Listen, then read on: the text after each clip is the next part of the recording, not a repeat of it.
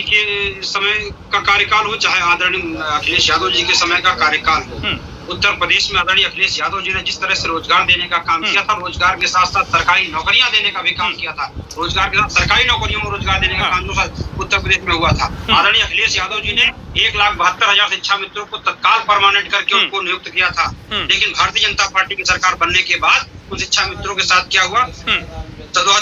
मोदी की बनारस में रैली थी, मोदी जी ने कहा 3 महीने का समय दे दीजिए, शिक्षा मित्रों से मांगा था कि समस्याओं का समाधान होगा। लेकिन क्या हुआ? 10 साल बीत गए और उन शिक्षा मित्रों ने उनमें से कम 7,000 शिक्षा मित्र आज आत्मदाह कर चुके हैं। उनके साथ कौन सा न्याय हुआ? हमने 1,72,000 शिक्षकों की भर्ती की थी, 68,000 शिक्षकों की भर्ती की थी, पुलिस भर्ती करने का काम अखिलेश यादव जी ने किया था, एएनएम की भर्ती करने का काम अखिलेश यादव जी ने किया था, स्टाफ नर्स की भर्ती करने का काम अखिलेश यादव जी ने किया था। हम तो अपने काम बता रहे हैं, कामों की बात। तो आरपी राजन साहब पिछले विधानसभा चुनाव में जुमला किया था, उस जुमले में युवा आज इस तरह ठगा गए इन बातों को। हाँ बिल्कुल, हम मानते हैं जहाँ कहीं जिस तरह से युवाओं को, जिस तरह से इस सरकार ने जिस तरह से लेकर के 2 करोड़ के रोजगार देने का जुमला किया था, उस जुमले में युवा आज इस तरह ठगा गया ना, वो युवा ठगा महसूस कर रहा है। जो युवा उस समय 17 साल का 2014 में था, 18 साल का था, आज वो 28 साल का हो गया है। 2 करोड़ रोजगार देने वाले लोग रोजगार नहीं दे पाए।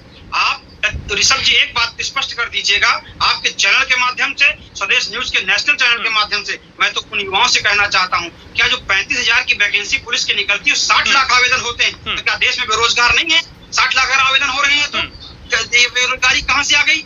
अगर बेरोजगारी इन्होंने दूर कर दी, अगर भर्ती एक तो निकलती नहीं है, निकलती है भर्ती तो उसकी परीक्षा नहीं होती है, अगर परीक्षा भी होती है तो भर्ती पर्चा लीक हो जाता है, पर्चा लीक हो जाता है तो उसके बाद भर्ती निरस्त हो जाती है।